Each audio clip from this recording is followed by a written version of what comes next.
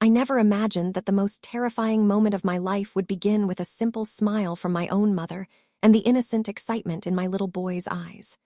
"Don't worry, Sarah," she said that morning, holding Liam's small hand tightly. "We're just going on a little nature walk. Fresh air will do him good. We'll be back before you even finish your coffee." Those words still echo in my nightmares.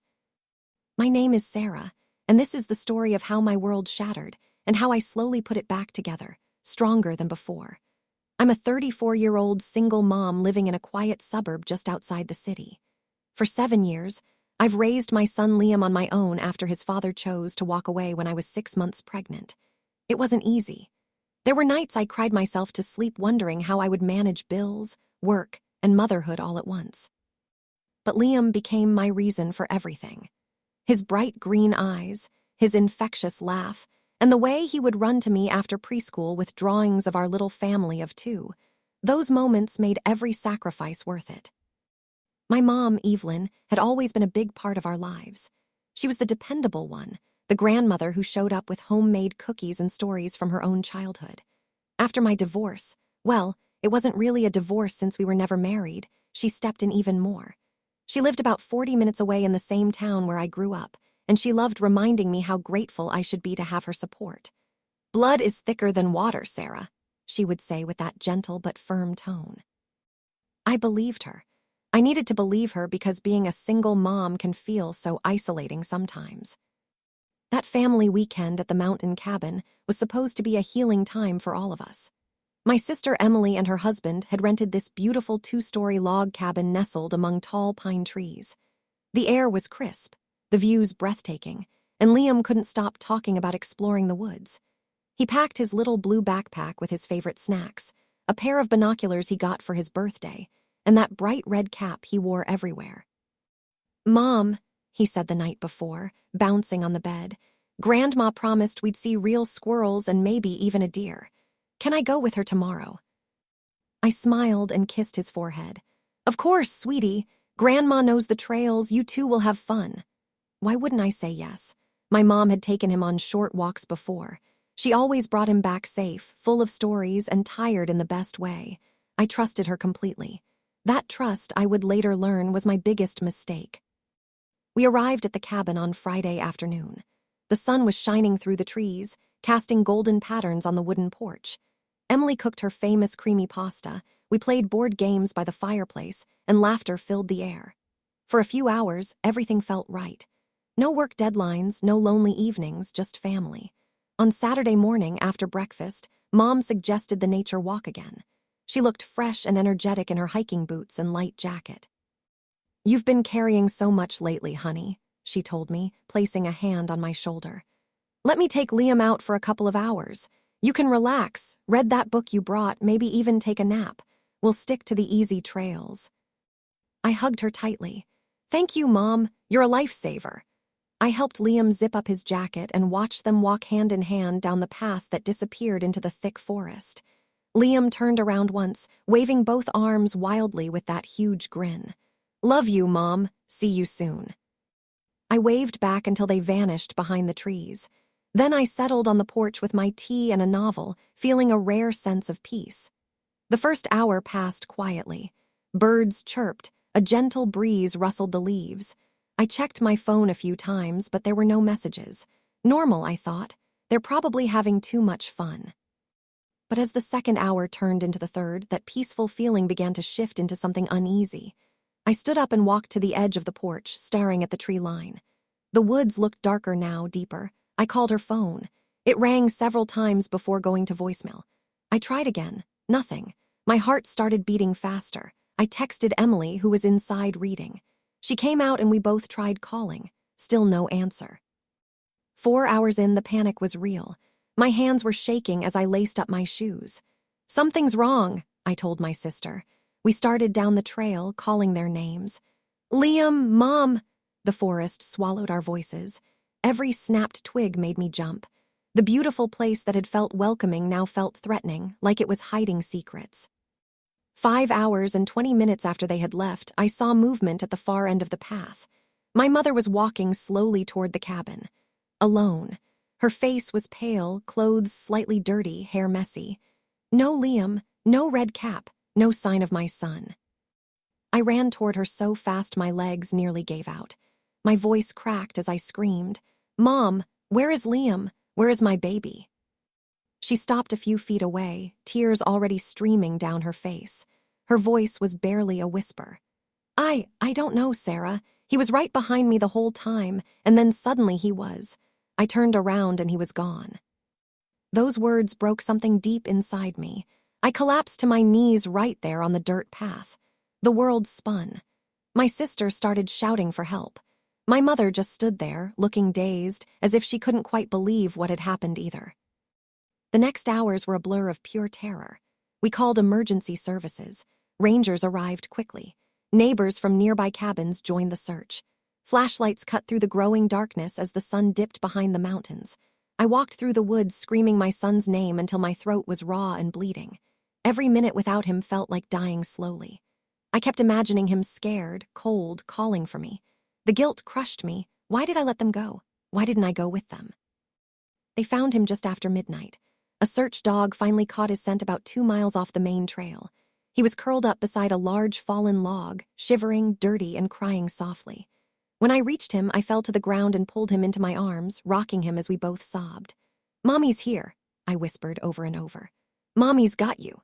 He buried his face in my neck and said in the smallest voice, "Grandma walked too fast. I called her, but she didn't hear me."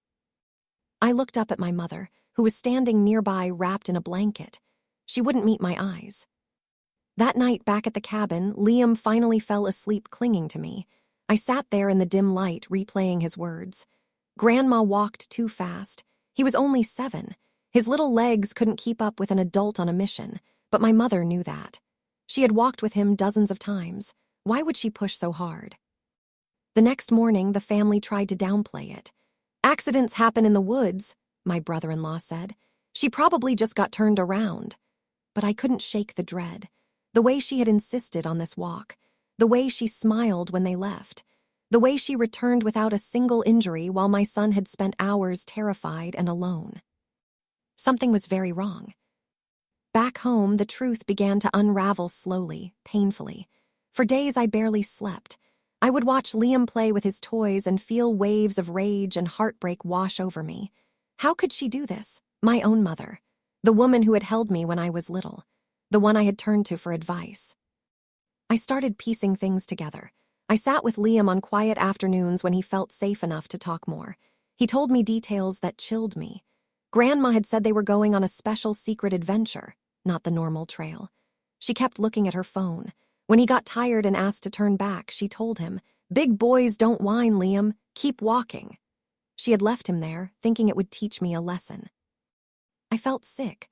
One afternoon while she was visiting and left her phone charging, I looked through it. I know it sounds wrong, but my child's safety was on the line. The messages I found destroyed what was left of our relationship. She had been texting her old church friend for months, complaining that I was too stubborn, that I worked too much, that Liam needed a proper family structure. One message sent the night before the walk stood out. "This weekend I'll show Sarah she can't do everything alone." After she feels the fear of almost losing him, she'll finally move closer and let me help raise him right.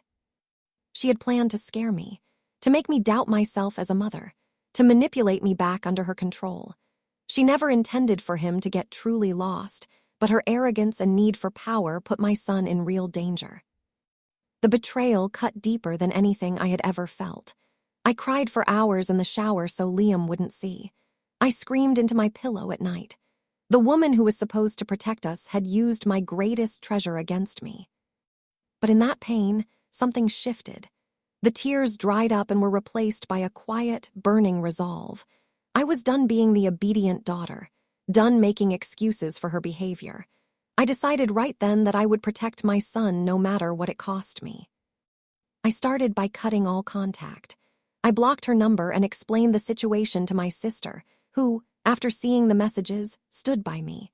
I documented everything, Liam's account recorded on video, screenshots of the texts, notes from conversations. I consulted a family lawyer who assured me I had strong grounds for restricting visitation. But I wanted her to understand the depth of what she had done. 2 weeks later, she showed up at my door unannounced, eyes red from crying, carrying bags of gifts for Liam. I let her in, my phone already recording in my pocket. She sat on the couch and launched into her usual speech. "Sarah, please. It was just a silly mistake in the woods. You're blowing this out of proportion. I love Liam more than anything." I looked her straight in the eyes, voice steady. "I read the messages, Mom. I know you planned it. You deliberately took him off the trail to scare me so I would need you again." Her face went white. She denied it at first, then the tears came. "I only wanted to help you. You're struggling alone. A boy needs more than just his mother." I played the recording of Liam's scared voice describing how she left him. I showed her the screenshots. Her hands trembled as she realized how exposed she was. "You will never be alone with my son again," I said firmly. "Not ever. If you fight me, the whole family will see exactly who you are." She begged, she cried. She called me heartless for keeping a grandmother from her grandson. I looked at her and replied, "You showed me what heartless looks like the day you walked away from my terrified child in the woods." That was the last time I saw her face to face. The revenge was quiet but powerful. I moved to a new apartment in a better school district. I changed my number and created healthy boundaries. I started writing anonymous blog posts about healing from toxic family dynamics. The response was overwhelming, hundreds of messages from people who had been through similar pain. It gave me purpose. Over the following months, the family dynamics shifted. When my sister shared the evidence, support for my mother faded. Invitations stopped.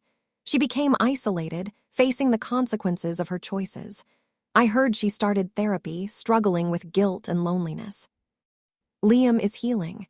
He still has occasional nightmares, but therapy has helped tremendously. He laughs more freely now. Our bond is unbreakable. Every night I hold him close and remind him how loved he is. The experience taught me that sometimes the hardest love is the one that says no. Protecting your child and your peace sometimes means walking away from people who were supposed to love you unconditionally. If you're going through betrayal from family, know this: you are stronger than their manipulation. Your child's safety comes first. You don't have to burn yourself out to keep others warm. I lost the mother I thought I had that day. But I found my strength, my voice, and an even deeper love for my son. Thank you for listening. If this story touched you, share it with someone who needs to hear they're not alone. We heal together. Take care of your heart and protect what matters most.